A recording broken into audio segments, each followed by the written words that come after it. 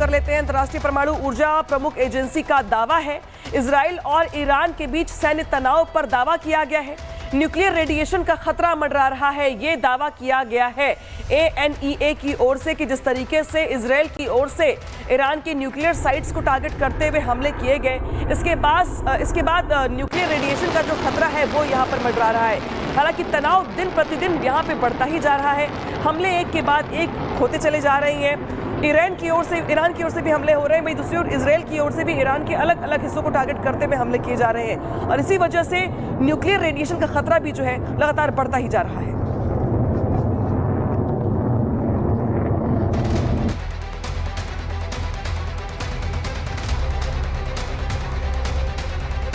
तो Israel Iran की जंग में अब इजराइल ने अपने नए हथियार से वार करना शुरू कर दिया है। मोसाद के एजेंट्स ने दावा किया है कि अब इस जंग में स्पाइक NLOS मिसाइल का इस्तेमाल पहली बार किया गया है, जो फायर एंड फॉरगेट का काम करती है। आखिर कैसे काम करती मिसाइल, रिपोर्ट में समझाते हैं।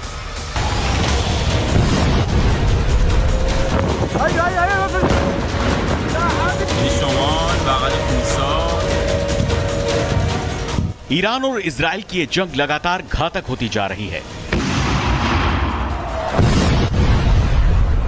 इजरायली खुफिया एजेंसी मोसाद ने अब जो खुलासा किया है वो काफी घातक है। ईरान पर इजराइल ने NLOS का इस्तेमाल किया है। पहली बार इस जंग में LSOS का इस्तेमाल किया गया। मोसाद के एजेंट्स ने किया घातक दावा। ईरानी स्रोत का दावा है कि मोसाद से जुड़े एजेंटों ने Israeli spike NLOS missile launcher का इस्तेमाल किया है, जिन्हें एयर डिफेंस सिस्टम को खत्म करने के लिए मॉडिफाई किया गया था। अब ये सिस्टम पूरी तरह से ऑटोमेटेड है और इंटरनेट के जरिए रिमोट कंट्रोल किए जा सकते हैं। स्पाइक NLOS मिसाइल लगभग 50 किलोमीटर रेंज तक मार कर सकती है और इसमें लाइव वीडियो गाइडेंस सिस्टम होता है, जिससे ये छिपे हुए या फिर चलते फिरते टारगेट जैसे कि रडार और मिसाइल लॉन्चर पर बेहद सटीक हमला कर सकती है। ये इसे गोपनीय ऑपरेशन के लिए आदर्श हथियार बनाता है। 3 से 5 फीट की लंबी है ये मिसाइल। एक बार में 10 टारगेट मार सकती है। 30 सेकंड में लॉन्च, 15 सेकंड में रिलोड। ईरान के सोर्सेज ने दावा किया है कि इजरायली खुफिया एजेंसी मोसाद ने ईरान में चाहे मिलिट्री लीडरशिप हो या फिर न्यूक्लियर साइंटिस्ट, सभी को NLOS मिसाइल सिस्टम से निशाना बनाया। यह ऐसी मिसाइल होती है जो अपने लक्ष्य को सीधे देखे बिना भी उसे सटीकता से निशाना बना सकती है। यानी टारगेट भले ही पहाड़, जंगल या किसी इमारत के पीछे क्यों न छुपा हो, ये मिसाइल वहां तक पहुंचकर उसे तबाह कर सकती है और इसी प्रणाली से इजराइल ने अपने सारे टारगेट को मार गिराया। Bureau report, Republic Bharat. खबर आ गई है, तुर्की के राष्ट्रपति ने ईरान से बातचीत की है। ईरानी राष्ट्रपति पेजेश्कियन को फोन किया है। ईरान इजराइल संघर्ष को लेकर ये चर्चा हुई है। क्षेत्रीय और वैश्विक मुद्दों को लेकर के बातचीत की गई है। तो तुर्की के राष्ट्रपति ने ईरान के राष्ट्रपति पेजेश्कियन को फोन किया है और यहाँ पर बातचीत की गई है। जिस तरीके के मौजूदा हालात बने हुए दो देशों के बीच में, उसको लेकर चर्चा की गई है। और बड़ी बात यहाँ पर यह है कि जिस तरीके से ईरान पे हमले हो रहे हैं इजराइल की ओर से टारगेट करते हुए, जहां पे ईरान को नुकसान काफी ज्यादा पहुंचा है, तो अब तुर्की और ईरान के बीच बातचीत हो रही है, जिसमें जिस तरीके से हालात बने हुए हैं युद्ध के, उसको लेकर चर्चा की जा रही है।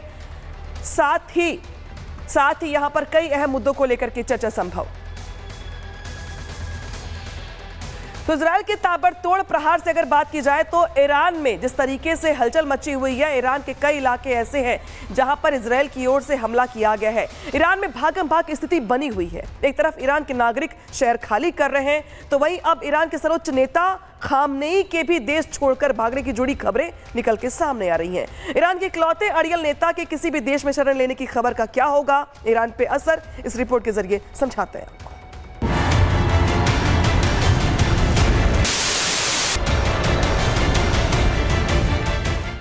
इस वक्त ईरान और इजराइल में एक जैसा ही मंजर देखने को मिल रहा है। बारूद, काला धुआं और अफरा तफरी। दोनों ही देशों ने एक दूसरे को तबाह करने में अपनी पूरी ताकत झोंक दी है, जिसका अंजाम दोनों तरफ के लोगों को भुगतना पड़ रहा है। लेकिन 3 दिनों से जारी जंग में हुए नुकसान की बात करें तो इजराइल ईरान पर भारी पड़ता दिख रहा है। इजरायली हमलों में जहां ईरान के 224 लोगों की मौत हो चुकी है, तो वहीं इजराइल ने अपने 14 लोगों को खोया है।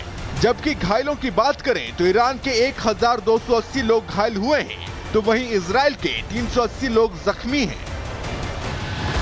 दरअसल इजराइल ने शुरुआत में ही ईरान के परमाणु ठिकानों और रक्षा ठिकानों को तबाह करके ईरान की कमर तोड़ दी। खासकर इजरायली हमलों में ईरान के टॉप सैन्य कमांडर्स और परमाणु वैज्ञानिकों के मारे जाने से ईरान को खासा नुकसान हुआ।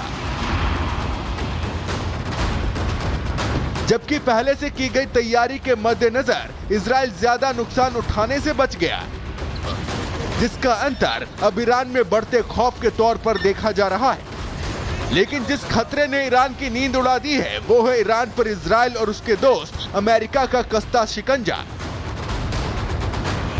मिडिल ईस्ट में सबसे बड़ी जंगी जहाज की एंट्री हो रही है। ईरान को घेरने के लिए यूएस नौसेना एक्शन में है। अमेरिकी युद्धपोत की मिडिल ईस्ट में तैनाती कर दी गई है। ये अमेरिकी युद्धपोत खतरनाक हथियारों से लैस है। ईरान को इस बात की पूरी खबर है कि ईरान के साथ जो कुछ भी हो रहा है, उसके पीछे अमेरिका का हाथ है।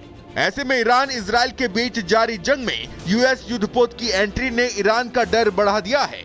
यही वजह है कि तबाही की आहट से अब पूरे ईरान में अफरा तफरी मच गई है। ईरान के लोग शहर छोड़कर भाग रहे हैं। ये तस्वीर तेहरान की है, जहां दहशत के चलते शहर छोड़कर भाग रहे लोगों की वजह से कई किलोमीटर लंबा जाम लग गया है।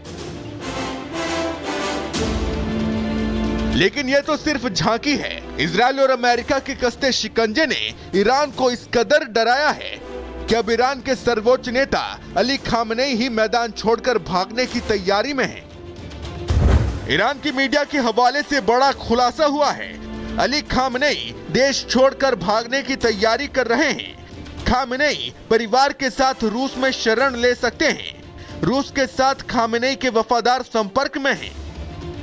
ईरानी मीडिया के हवाले से आई इस खबर के पुख्ता होने का दावा इसलिए भी किया जा रहा है क्योंकि बीते शनिवार को ही इजराइल के पीएम बेंजामिन नेतन्याहू ने भी दावा किया था कि ईरान के कई नेता और वरिष्ठ सैन्य अधिकारी ईरान छोड़कर भागने की तैयारी में हैं।